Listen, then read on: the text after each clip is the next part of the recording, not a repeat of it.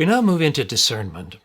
And discernment is being able to hear, listen, understand, figure out the nuances of language, basically. So when we're dealing with discernment at the spiritual level, we're looking at three types of voices. The first voice is the voice of the mind, of course. And the voice of the mind is just the one we're used to hearing. We hear it all the time. It's our judgment, it's our decision-making, it's weighing factors, it's thinking about all the possibilities and dreams and all the pitfalls and all that is involved in human thinking. That's the voice that most people hear these days. As we move on in this sort of journey into the inner self, we begin to distinguish other voices now. The second major voice is the voice of the heart, which is the voice of love.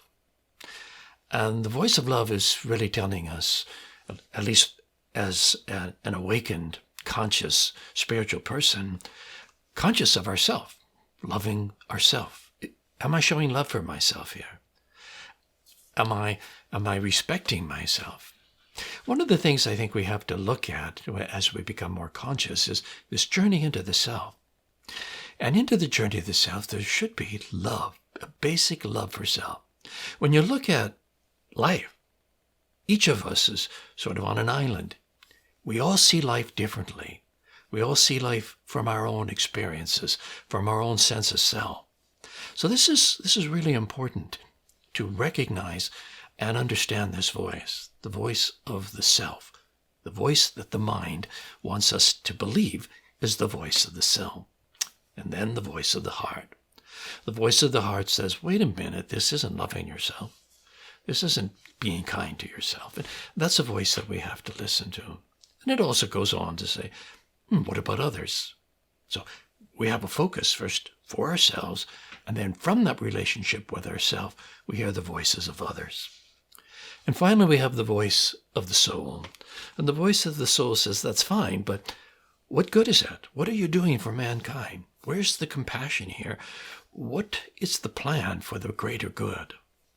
So the higher self then basically, when we are in our higher self, takes in all these voices, the voice of the mind, the voice of the heart, and the voice of the soul, and then makes a decision. So the higher self listens to the three voices.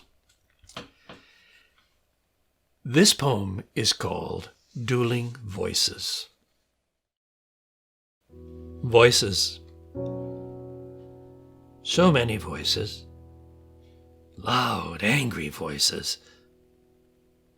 Playful, laughing voices. Voices. Always voices. A whisper filtering through the fog. Apologizing. Filled with shame and remorse. Voices, always voices. I strain to hear the syllables of unspoken words being drowned out by the angry and the bold.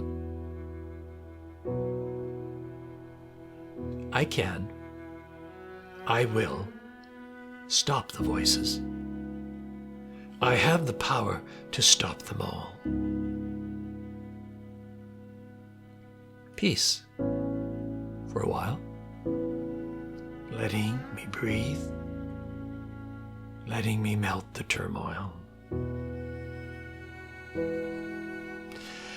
And then I hear the sound of laughter and love again, flooding my tired soul with the energy of the infinite, urging me to open up my heart and feel the passion and boldly seek the joy of each and every moment. This voice calls me to seek the answers to questions that I can feel inside but cannot put into words. I need to feel them, to believe them, to trust them, to lead me to the mystical answers I seek to find.